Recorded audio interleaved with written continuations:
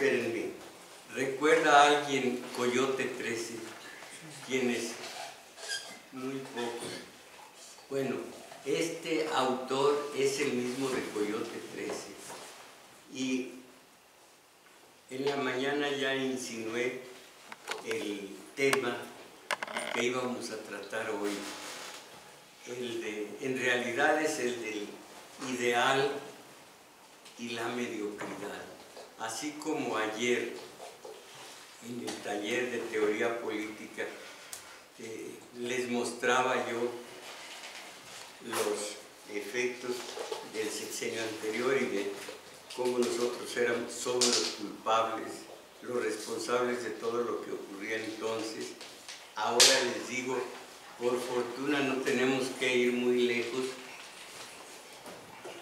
para comprobar todas las teorías que han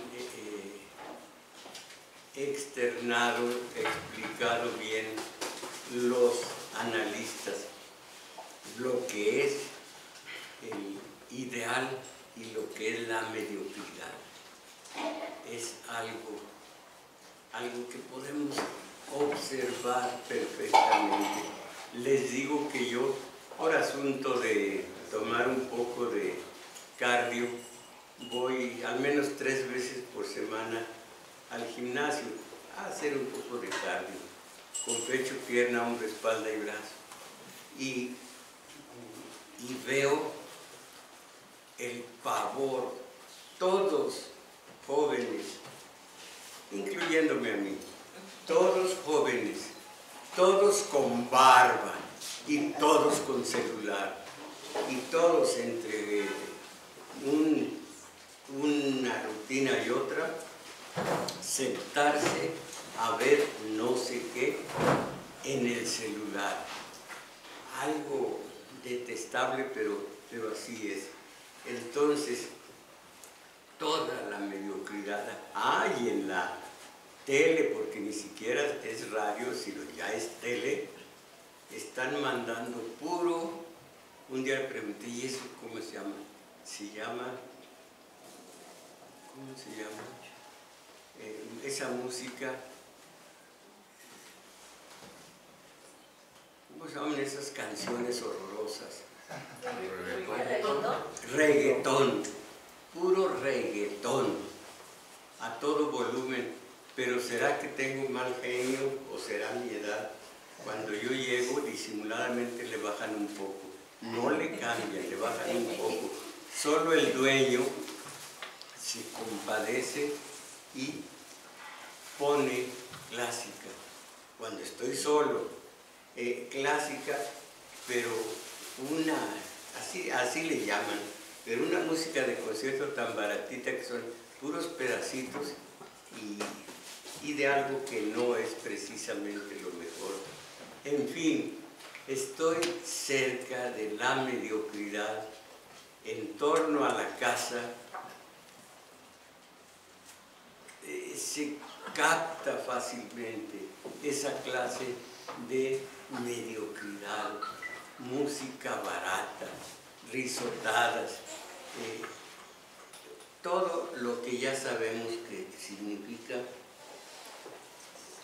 esa situación, y difícilmente vamos a encontrar ese idealista. Yo vi a un señor aquí a media cuadra, me cayó bien, él y su esposa, muy centrados, buenas gentes, y los estimé sin nunca hablar con ellos. Un día estacioné el vehículo en un lugar donde es perfectamente válido, pero él tenía que bajar unos tablones desde un poco más lejos hasta la puerta de su casa, y me echó mucha brava. Cuando alguien me cae bien, soy capaz de pedir perdón. Le dije, pues dispénseme, no sabía esto. Cuando yo podía decirle la calle no es de nadie, y el que cree que frente a su casa tiene prioridad, es suyo ese pedazo de calle, está totalmente equivocado. Ni la calle ni la banqueta me había caído bien, y veo yo que puro mediocre, trato de identificarme con algunos, hablar con ellos en una esfera un poquito más arriba de la mediocridad, y no lo logro. Entonces, aquí he hablado mucho del mediocre en contraposición con el idealista. No sé si se acuerdan ustedes, porque de eso he hablado mucho. Mientras seamos mediocres, no podemos avanzar.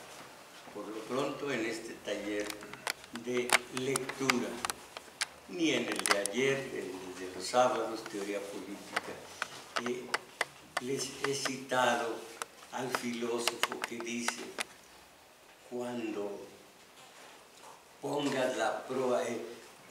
pongas la mirada en una excelsitud inasible, pongas la proa hacia esa estrella, llevas de ti el resorte misterioso del ideal. No dejes que se apague esa tea, que nunca se encenderá, y tú vas a quedar en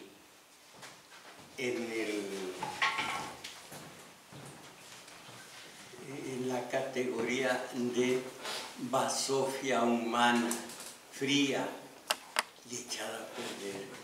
Entonces habla en todo un libro, varios libros, de cómo es el hombre de ideales y cómo es el de la mediocridad, y entiendo perfectamente la mediocridad, y se me hace abominable, porque todos se arrastran al puro sobrevivir ese día, todos a hablar de lo mismo, a pensar lo mismo, a ser lo que se llama el inconsciente común, o como les decía Jung, colectivo. Entonces, es muy fácil distinguir a esa clase de individuos que son todos la misma música, las mismas reuniones. Imagínense, hoy recibimos un mensaje en radio. Para mí, lo que está ocurriendo con esa señora Robles, para mí, esa es una venganza política. Pero ¿cuál para mí? Si son hijos de la opinión de todos los, de la radio, de la tele, del periódico. No, piensan con cabeza ajena, no son autónomos. El hombre es un misterio hermosísimo, es capaz de las más altas cimas con C, o de las más grandes cimas con S, los abismos. Acabamos de saber de un individuo que mata a un niño de 2, 3 años a martillazos. El hombre puede ser sublime, el héroe, no el superhéroe gringo. Ahí tienen otra señal de la mediocridad, la aspiración de ser gringos de segunda. Entonces, el hombre, todo un misterio hermosísimo, tiene desde que nace sus genes, y en la educación va adquiriendo, si tiene suerte con padre, madre, va adquiriendo valores como la libertad en primer lugar, la justicia, la verdad, la belleza, la paz, y conoce lo esencial, el amor. es un individuo, decía yo en la mañana, alguien que no se puede dividir, individuo. Ese individuo, cuando por X razones decide integrarse a la masa, ese individuo se siente solo y ni cuenta se da y instintivamente se integra a la masa. ¿Se acuerdan que aquí les he desarrollado la tesis de Fromm acerca del rebaño? De cómo, dice Fromm, unos nacieron para esclavos y otros para ser libres. El ser libre siempre va a estar solo. El ser libre lleva consigo todos esos valores, pero sobre todo es el hombre que se afianza en su libertad, y el que escribe está perdiendo la de viva voz lo que se habla, y si va a quedar palabras muertas, de oírla, memorizarla, sentirla, y se le vuelve una vivencia, pero ni modo si quiere. Entonces, esta forma de ser individuo, como dice Fromm, cuando ya no logra, no le pesa demasiado la libertad, aunque no me refiero al libro El miedo a la libertad, no, a un ensayo que se incluye en otro libro. Se busca la masa, se vuelve lo que era individuo, se vuelve colectividad con los demás, y lo que era un hombre noble, así le llama el analista, se vuelve un hombre masa y adopta por fuerza la tabla de valores de la masa. El hombre libre tiene una tabla de valores específica que aprendió en su familia. Eso de la libertad antes que nada, la belleza, la verdad, la justicia, la paz, y con ellos va normando su conducta.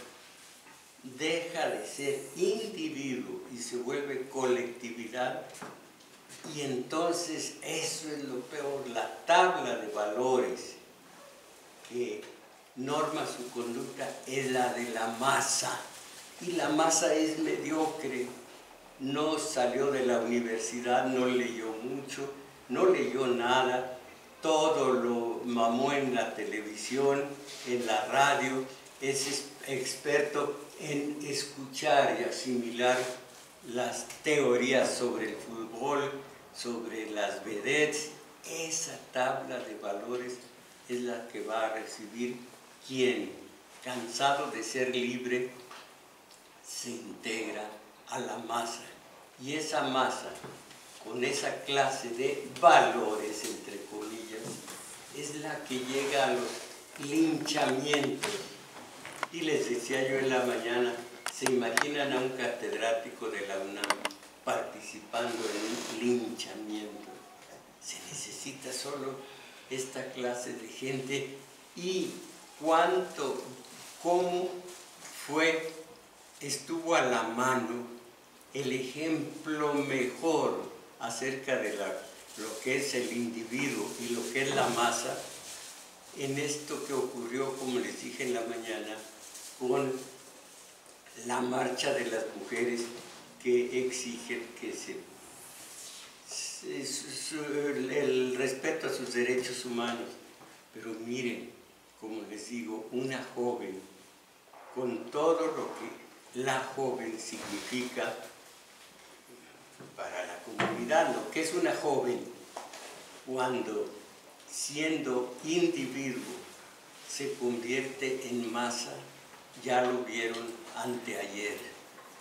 destruir lo que pudieron, que 250 servidores de la ciudad se pusieron día y noche a restaurar todo lo que destruyeron estas mujeres en masa. Cuando consiguen un líder o una líder, son capaces de lo más hermoso, una epopeya, y de lo peor, un linchamiento. Eso es el mediocre que, porque le pesaba la libertad, la entregó. Por eso dice Fromm, son los que deciden ser esclavos. Y lo que decía, aunque nadie está de acuerdo con Aristóteles, unos nacieron para esclavos y otros para hombres libres. No, todo mundo nace sin más, sin ninguna característica especial, solo genes de inteligencia, de valentía, de esta naturaleza que sí se desarrollan, pues llegan a fructificar, y si no, se quedan alguien que estaba dotado para la música de concierto, pero no alimentó ese impulso y se quedó en nada. Entonces, yo les dije esto para que nos entendiéramos. Algo que dice, no yo, sino el analista, el mediocre y el idealista. Entre el mediocre y el animal inteligente, como un caballo, como un elefante, como un delfín, entre el mediocre y un animal inteligente hay menos distancia que entre un mediocre y un hombre de ideales. Es horrible, es patético, es espantable. Entre un animal inteligente, ya sabemos cuáles son, y el mediocre, menos distancia que entre el mediocre y el hombre de ideales. Ahora, a mí se me ocurrió, alimentando el espíritu, se fomenta el ideal, alimentando el espíritu, y se me ocurrió que el neumático, ustedes saben lo que es neuma, aire, viento, ánima, alma, eso es el neuma.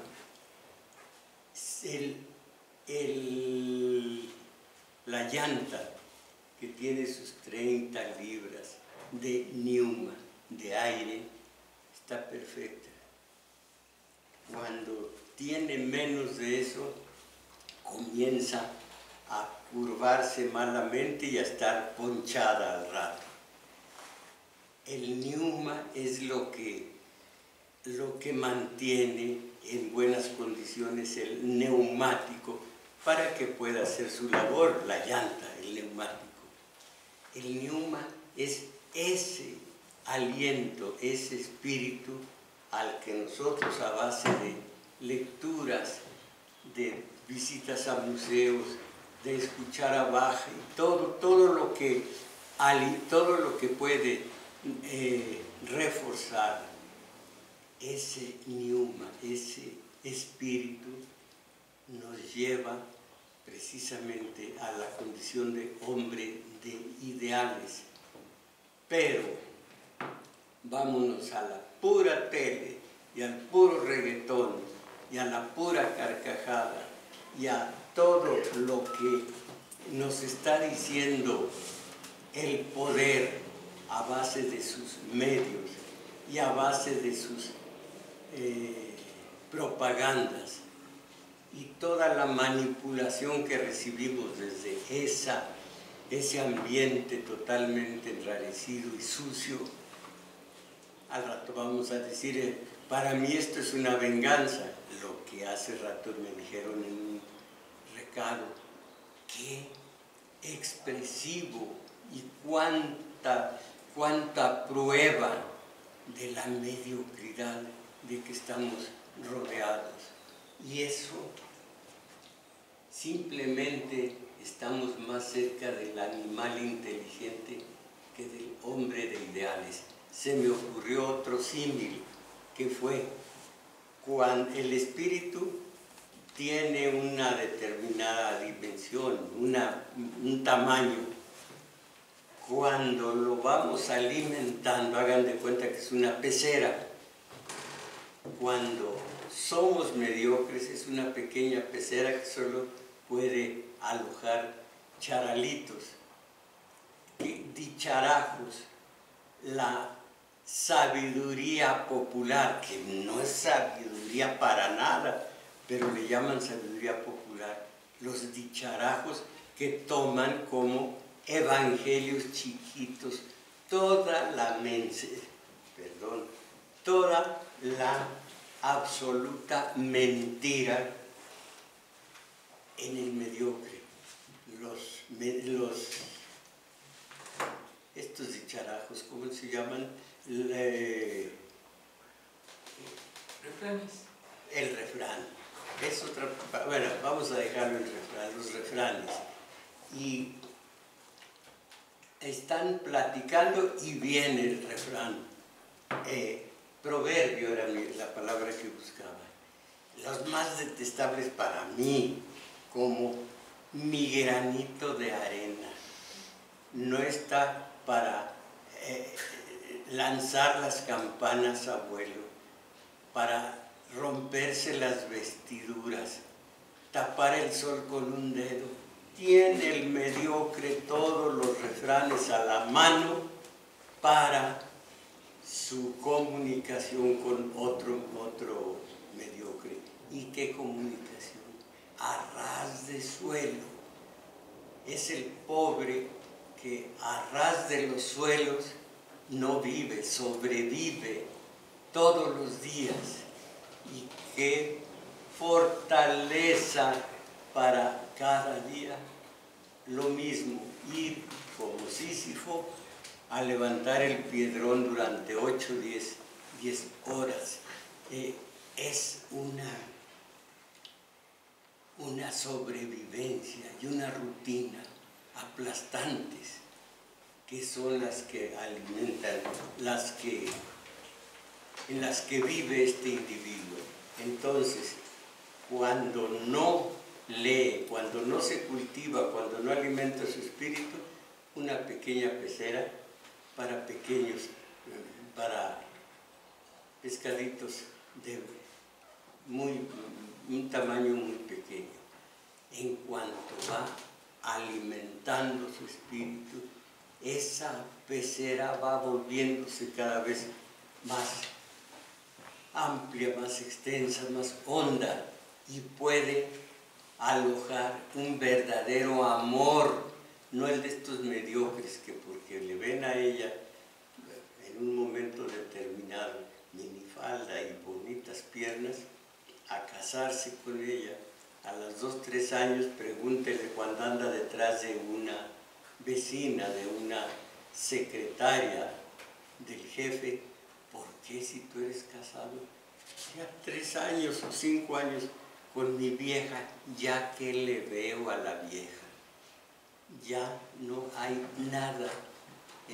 La pecera era mínima, el amor era visceral, era de glándulas, nada más. ¿Qué son las parejas? Parejas de 2 amigos, ella y él, de 2 primos, de 2 familiares, pero ya no hay magia, ya no hay ilusión, ya nada queda de lo que se llama amor entre esos 2, porque su espíritu no podía alojarlo al verdadero amor. Eran mediocres que a los tantos años de casados, 3, 4, 5, ya están en una absoluta rutina y una chatura, una vulgaridad absoluta. Me decía una señora, mi marido han envenenado de tal manera el ambiente con su mediocridad que hasta cuando yo me estoy rasurando, cuando estoy en el baño, llega y a platicarme cosas y me da una vergüenza que vaya en esas, cuando yo estoy en esas condiciones y llegue y platique, pues ya no somos más que dos amigos confianzudos. Por eso he caído en que nos fuéramos a tomar un café y yo, es la cosa más desvergonzada. Entonces, esa es otra de las cosas, de las pequeñas metáforas que se me ocurrieron para hablar de un hombre que, habiendo sido individuo, depone su libertad porque no puede ir solo. Y les repito, ese es el precio del hombre de ideales. Alguna vez escribí, pero yo no sabía ni por qué, la tristeza del hombre, yo tendría unos 18 años, que viene la multitud y uno tiene que ir caminando en sentido contrario. No sabía ni por qué lo dije. Me daba tristeza nada más ver que no iba con la multitud. Ahora veo que algo se intuía de esa situación. Sí es difícil caminar en un sentido mientras la masa viene en sentido contrario. La masa no tiene ni siquiera que pensar, no tiene que tomar resoluciones. Todo está en el líder o todo está en las directrices del poder. Un poder que es el de los oligarcas. Ni siquiera el gobierno también está supeditado a los oligarcas, que son hijos putativos de Washington. Son los que nos manejan. Esto no es ninguna demagogia, esto lo sabemos o lo debemos saber todos.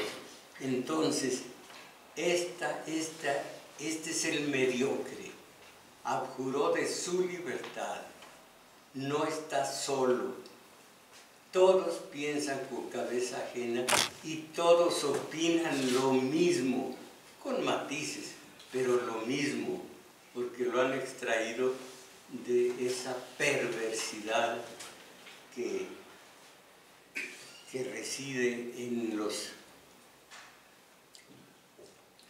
voceros oficiosos de los oligarcas, de los grandes comerciantes y grandes industriales, que más que nada, ya a estas alturas los verdaderos, los poderosos que se enriquecen hasta la náusea, son los de la especulación, los que a base de, yo de esto lo sé, pero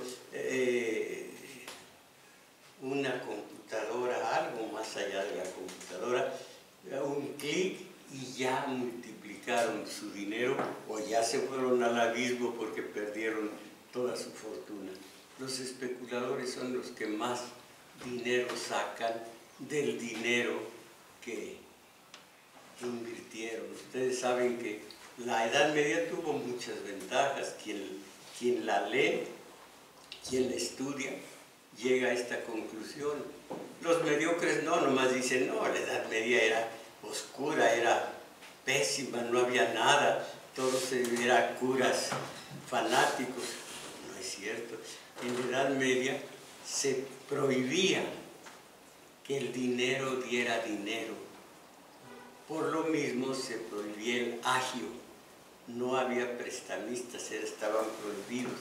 Y el agio estaba prohibido y que el dinero produjera frijol, maíz, calabacitas, bueno, en aquel entonces, pero no dinero. El dinero no daba dinero. Ahora es el que más dinero da, el dinero de los especuladores. Ellos manejan la mente de toda la mediocridad, y la mediocridad, dicen, para estar bien informado, veo las noticias y créanme que el estudioso siente que se le retuerce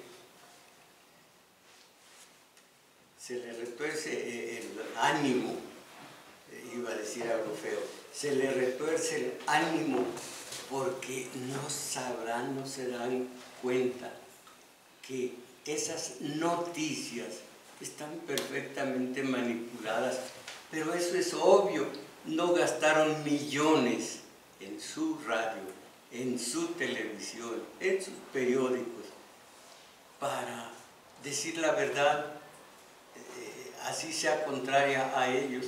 No son tontos ni tienen vocación de suicidas, ellos manejan las noticias como quieren y lo que quieren es manipular y manipulan porque tienen frente a sí a puros mediocres.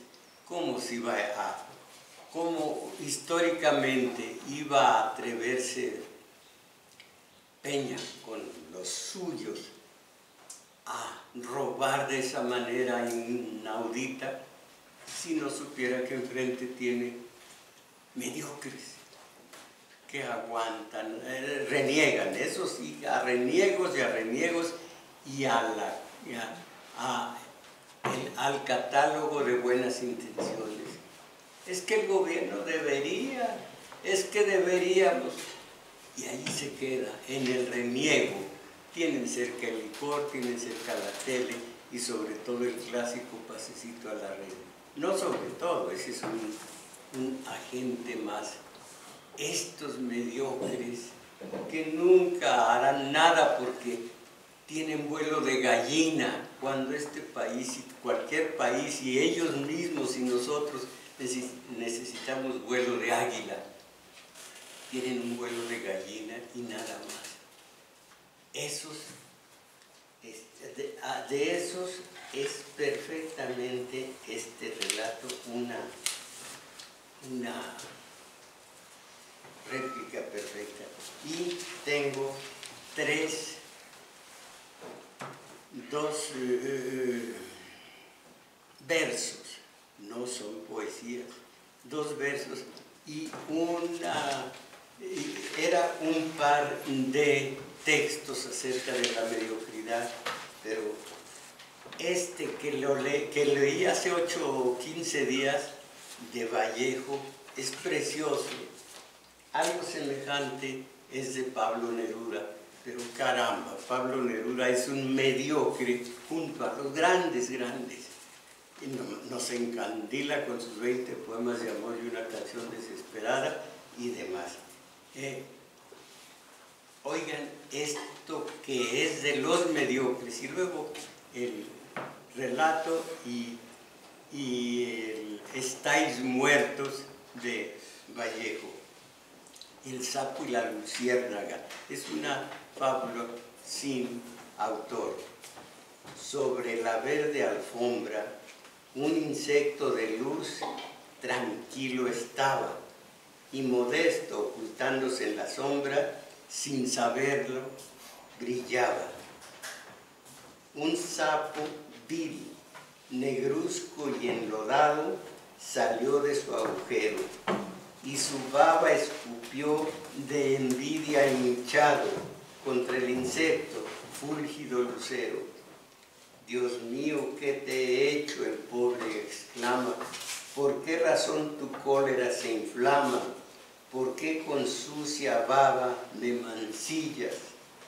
Y el sapo dijo airado, porque brillas. Esto es el mediocre y esto es el hombre de ideales.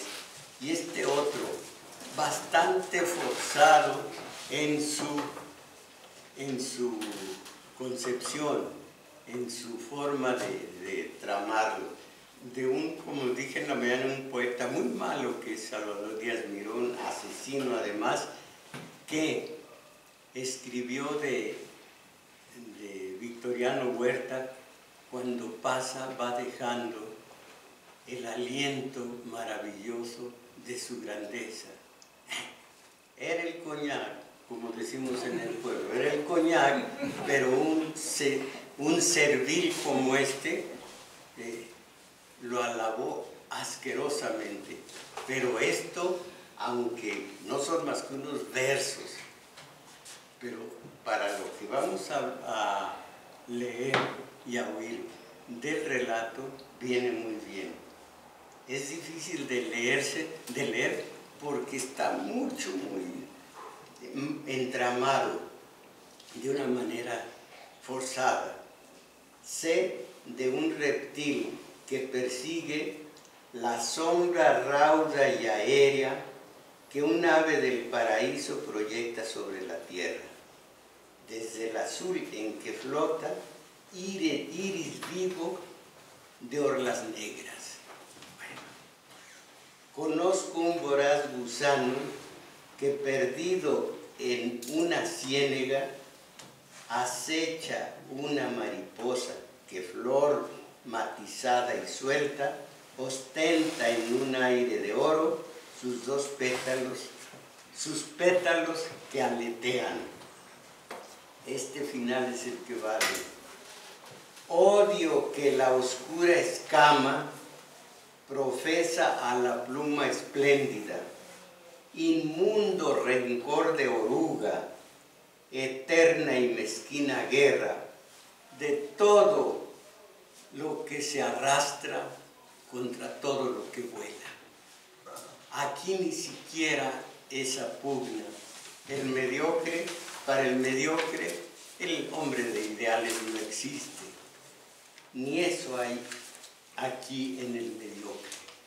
Pero eso es cierto, eterna y mezquina guerra de todo lo que se arrastra contra todo lo que vuela. Y nada más, si tienen ustedes sensibilidad, vean, sientan el vuelo del espíritu de de uno que va pasando.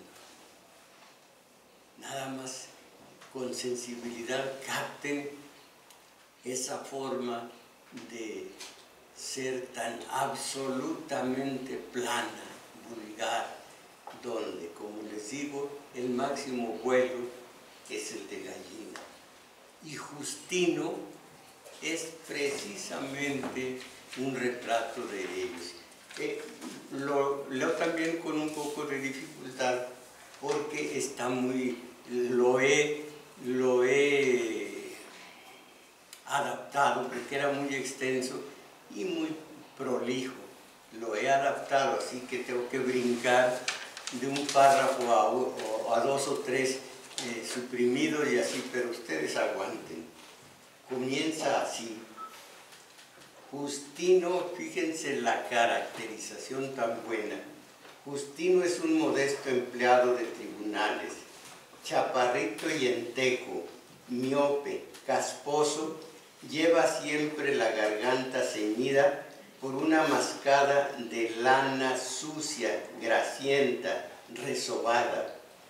Aun en primavera no abandona su bufanda que le protege de los malos aires, ni su vieja estilográfica alemana colocada encima de la oreja. Justino habla quedito, muy despacio, cortésmente, a veces demasiado, engola su vocecita y pone ribetes retóricos en su discurso. No fue nunca sino lo que hoy es un tinterillo, un tragatintas, pobre y cincuentón. Justino es respetuoso, este es muy interesante, Justino es respetuoso con sus superiores, pero altanero con los pobres diablos que le traen los abogados, les pone cara águila, lee documentos que no le incumben y enarca sus cejas, se da aires de ministro. Con los jefes se encoge, se dobla, sonríe y dice a todo que sí. Sí, licenciado. ¿Cómo no, señor licenciado? De inmediato, señor licenciado. Sí, sí, señor licenciado. Enseguidita, señor licenciado. Buenas tardes, señor licenciado. Podrás ser orgulloso con los provincianos estafados, con las criadas respondonas, con las porteras celosas, pero con los grandes, con los licenciados que le alargan el peso arrugado en la palma discreta, con esos no. Sus pálidas manos huesudas, porque tiene mucho frío Justino, un frío constante, arraigado en él, un frío que le nace en las entrañas, un frío de años. Van a ver por qué este frío. Pobre Justino, siempre ha sido sumiso, servicial como ahora, pero también parece un hombre agraviado. Está casado desde hace 20 años, pero nunca ha podido tener hijos. Siempre pobre, siempre cansado, siempre hastiado de vivir esperando lo que no llegará, ha decidido secarse antes de tiempo. Y su mujer está también agotada, morena, pequeñita, no levanta los ojos ni las manos, ni alza la voz, lava sus camisas, le sirve la mesa, le surce los calcetines, y él, un gran señor oriental en su casa, lee los periódicos, bebe tequila añejo, y cuando se digna le cuenta cosas importantes. ¿Sabes, viejita? Me voy a comprar una televisión. Hace años le comieron el orgullo a Justino. Él devoró el de su mujer y así han venido andando, rodando la vida. Justino acepta, sin decir ni pío, los pesillos que le tienden para darle prisa en hallar un expediente o en hacerlo perdedizo.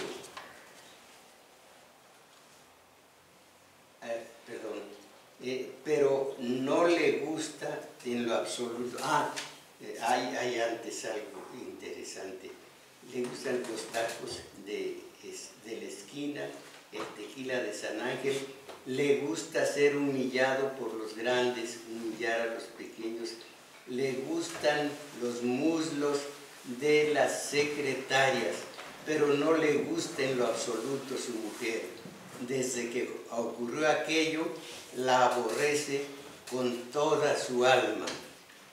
La ve nítidamente, morenita, calladita, ocupada siempre en bordados deliciosos, en costuras esmeradas, y siente que la rabia y el odio se le vienen a la cara, a la boca, perdón. ¿Sabes, viejita? Tengo pensado invitar a unos amigos, le dice, y se retuerce de placer al verle la cara demudada, los dedos temblorosos que apenas pueden sostener la aguja, los arreboles que afluyen en sus mejillas, los ojitos negros y húmedos que parecen gritarle compasión, terror, remordimiento, dolor sin fin, humillaciones insufribles. Si alguna vez hubiera descubierto rebeldía en ellos, o simple enojo, o sencilla impaciencia, quizá la hubiera matado, pero encuentra en ellos lo que busca y le agrada, le produce un deleite profundo saborear su agonía, y tranquilo en paz consigo mismo y él con el mundo, repite dulcemente: sí, viejita, estaría muy bueno que invitara para este sábado. Pertenece Justino a la clase que, sin salir nunca de la más oscura miseria, aborrece todo cambio. esto lo voy a repetir, esto lo repito, pertenece Justino a esa clase que sin salir nunca de la más oscura miseria, aborrece todo cambio. Casó Justino con la hija de un carpintero. Se casó Justino a disgusto, quizá porque el carpintero le amenazó con el escoplo al sorprenderle manoseando a su hija morenita, también pequeñita, callada. Tuvo que casarse Justino y después se instalaron en un cuarto de privada. Era un cuarto oscuro, un poco maloliente, mal ventilado. Le asqueó su casa desde el primer día, pero el tiempo transcurre insensible. Justino se adaptó, dejó de afeitarse a diario, se encorvó ligeramente, empezó a beber los sábados y después los domingos, y al cabo, entre semana, cuando salía del trabajo.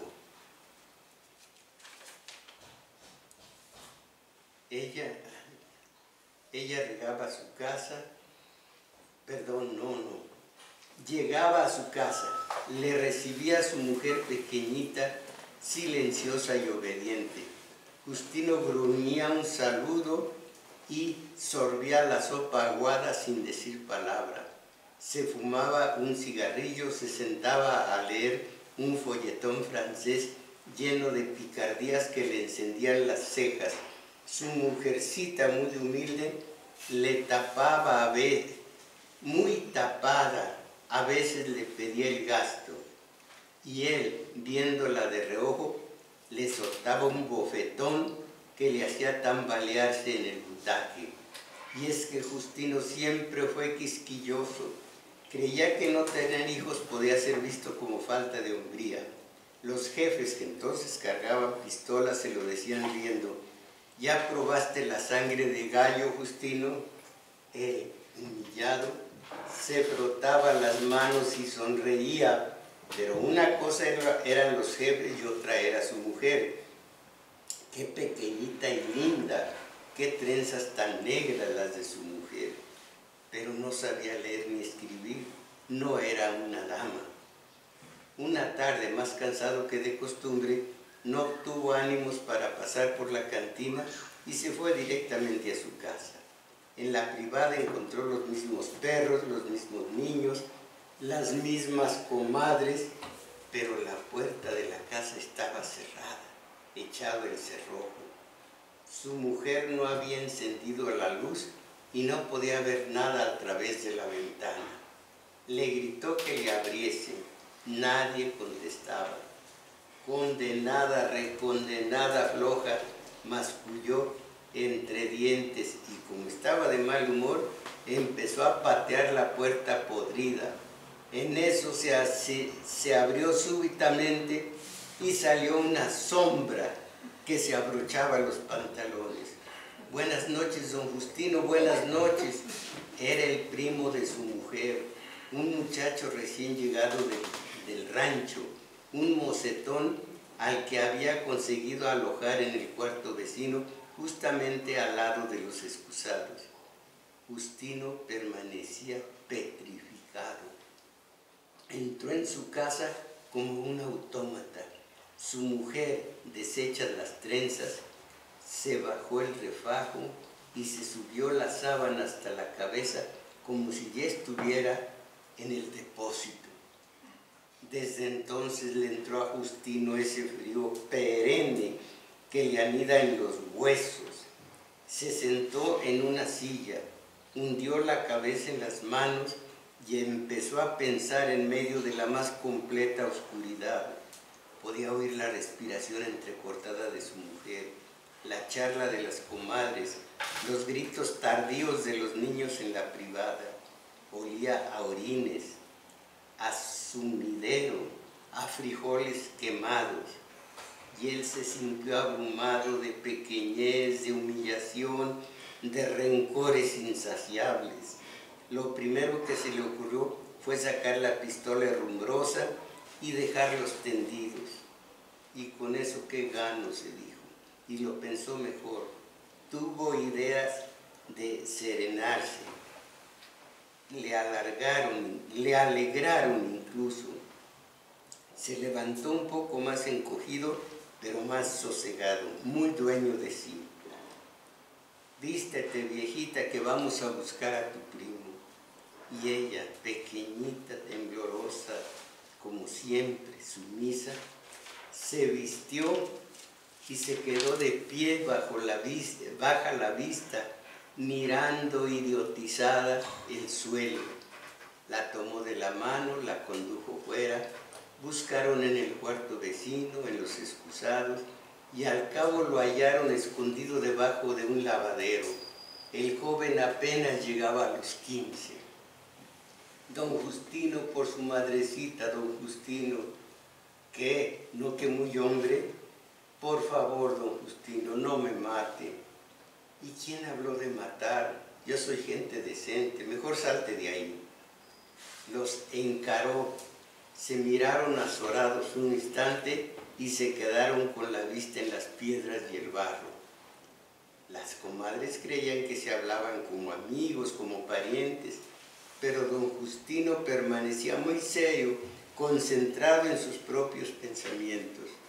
¿Traes dinero? Un poco, creo que unos pesos. Y el primo se hurgaba en los bolsillos. No atinaba a encontrar nada. Se desesperaba. Justino sabía aguardar. Sintió una poca de lástima, sonreía. Y al fin sacó el muchacho un billete arrugado, sucio. 5 pesos. Están muy bien. Dáselos a mi mujer. Por su mamacita, don Justino, dáselos. Ella extendió su mano pequeñita, desvió el rostro y recibió el billete viejo. A solas, Justino le dijo a su mujer que enmarcara los 5 pesitos y que los colgara en la sala. Ella no le entendía, pero Justino la convenció a bofetones. Por dentro sentía helados los huesos y ya desde entonces la aborrecía con delicia. A la mañana siguiente la joven esposa llegó con un marquito dorado, cursilón, en el que se había gastado sus ahorros. Tuvo que enmarcar el billete, colgarlo en la pared, y desde entonces, hace casi 20 años, mudados de casa en casa, el billete de 5 pesos domina la paz del hogar. Ahora está el marco en el comedor, situado de tal forma que no hay manera de no